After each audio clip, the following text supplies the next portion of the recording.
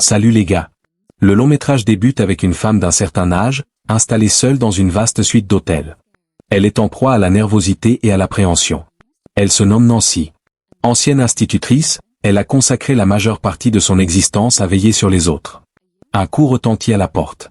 Un jeune homme nommé Léo Grande fait son entrée. Léo est un individu qui offre sa compagnie à des femmes contre rémunération. Et aujourd'hui, il est présent pour Nancy.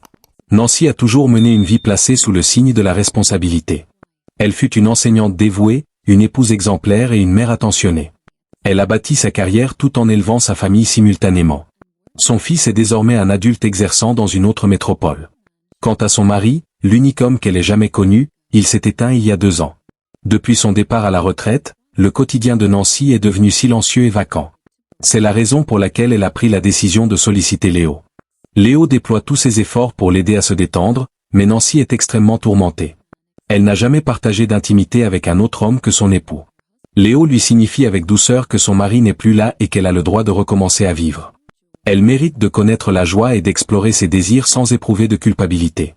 Il lui rappelle que le bonheur émane du fait de vivre chaque instant avec espérance. Nancy est submergée par l'émotion et commence à se confier.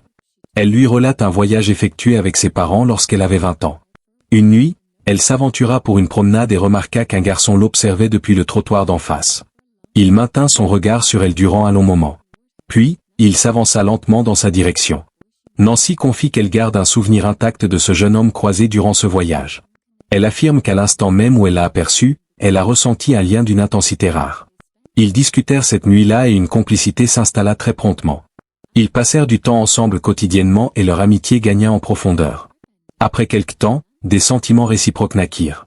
Cependant, le voyage toucha à sa fin et Nancy était bien trop terrifiée par l'autorité de son père pour lui avouer quoi que ce soit. À cause de cette appréhension, son idylle ne vit jamais le jour. Quelques mois plus tard, ses parents organisèrent son union avec un autre homme. Elle avoue à Léo n'avoir jamais occulté ce garçon et éprouvé encore des sentiments à son égard. En livrant ce secret, elle s'effondre en larmes, marquant ainsi le dénouement de leur première entrevue. La séquence suivante débute avec Nancy, patientant de nouveau dans la même suite hantée par ses souvenirs. Elle a sollicité les services de Léo pour une seconde fois. À l'arrivée de Léo, elle semble sincèrement réjouie et nettement plus à son aise. L'effroi s'est dissipé. Elle a même composé un court poème sur l'existence qu'elle déclame à Léo. Celui-ci sourit et manifeste son appréciation. Nancy lui explique que la vie est magnifique, mais qu'une existence dépourvue d'affection ressemble à une malédiction. Elle raconte avoir traversé toute sa vie conjugale sans connaître l'amour. Son époux ne lui portait jamais de réelle attention et elle fut incapable de lui rendre ses sentiments. Il lui opposait souvent des refus, non à ses désirs, non à ce qu'elle ressentait. Pour favoriser sa détente, Léo lui prodigue un massage.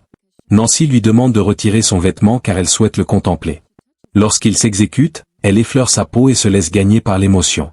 Elle lui relate qu'elle aussi fut jeune autrefois et que sa peau affichait une beauté similaire.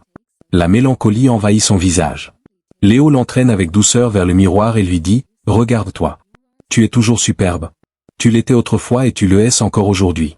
Ce qui prime, c'est l'éclat qui réside en toi, pas celui qui s'étiole avec les années. » Nancy retrouve peu à peu de l'assurance. Léo livre alors une confidence personnelle. Il explique avoir fréquenté de nombreuses femmes. Certaines ne le sollicitent que pour tenir des propos licencieux. Certaines le recherchent simplement parce qu'elles apprécient sa présence, mais il affirme qu'il prend un plaisir authentique à côtoyer Nancy. L'humeur de cette dernière s'illumine, et leur second entretien s'achève sur une note positive. Dans la séquence qui suit, Nancy sollicite à nouveau Léo. Cette fois, elle se montre d'une gaieté encore plus vive. Au fil de la discussion, elle demande à Léo s'il pourrait devenir ami. Léo oppose un refus immédiat. Nancy s'enquiert alors de savoir si c'est en raison de son âge. Elle lui confie son désir de le retrouver hors du cadre de cette chambre d'hôtel et d'instaurer une plus grande transparence entre eux, mais Léo décline.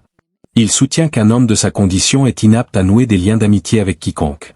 Nancy affirme alors qu'elle a découvert sa véritable identité. En entendant ces mots, Léo est piqué au vif. Nancy commence à l'interroger de manière indiscrète sur ses géniteurs et sur ce qu'ils éprouveraient s'ils apprenaient la nature de son activité. Léo lui intime plusieurs fois l'ordre de cesser, mais elle persiste. Sa curiosité ne fait qu'attiser la fureur du jeune homme. Léo entreprend de se rhabiller. Il lui signifie qu'il est venu ici pour exercer son métier et l'y apporter de la joie, non pour subir un interrogatoire personnel. Il déclare avoir accompli sa mission et s'apprête à partir. Il lui demande de ne plus jamais faire appel à lui car il ne reviendra pas. Nancy est accablée. Léo quitte la pièce mais, un instant plus tard, il revient sur ses pas en prétextant avoir oublié son téléphone. Il se met à fouiller les lieux et brise des objets dans un accès de frustration. Il s'exclame en pleurant, « Tu souhaites des détails sur ma famille ? Très bien, je n'existe plus pour eux. Ils m'ont expulsé du domicile. Je suis totalement livré à moi-même. » Il finit par mettre la main sur son appareil et s'en va.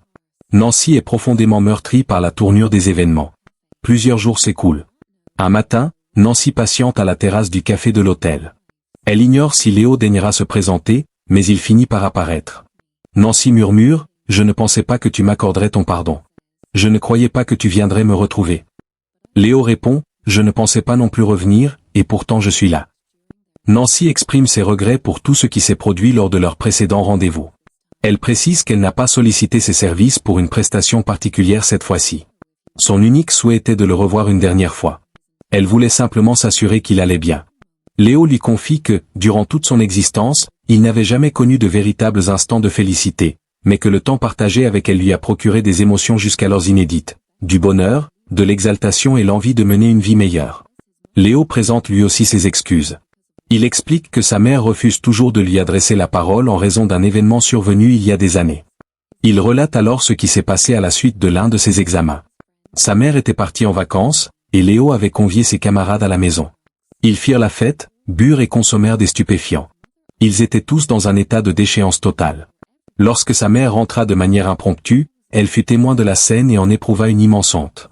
En tant qu'enseignante rigoureuse, voir son fils dans une telle situation l'anéantit. Elle expulsa les amis de Léo, puis le mit lui-même à la porte. Elle lui signifia qu'il n'existait plus à ses yeux. Léo quitta le domicile ce jour-là et n'y remit jamais les pieds. Tous deux restent assis en silence durant un long moment. Plus tard, ils regagnent la chambre d'hôtel. Ils discutent pendant des heures et partagent des instants de quiétude. Ils se font la promesse de ne plus jamais se revoir après cette journée. Ils jurent de ne garder aucune amertume ni aucun mauvais souvenir l'un envers l'autre. Léo pose un ultime regard sur Nancy, esquisse un sourire empreint de douceur et s'en va. Nancy se sent désormais renaître. Léo l'a aidé à recouvrer son assurance. Il lui a permis de se sentir à nouveau jeune et vibrante. Elle se sent enfin prête à mordre dans la vie avec allégresse. Et c'est sur cette note que le film se clôture. Merci d'avoir regardé. Si vous avez apprécié la vidéo, n'oubliez pas de liker, de vous abonner à Cinévib et de partager. À bientôt pour la prochaine.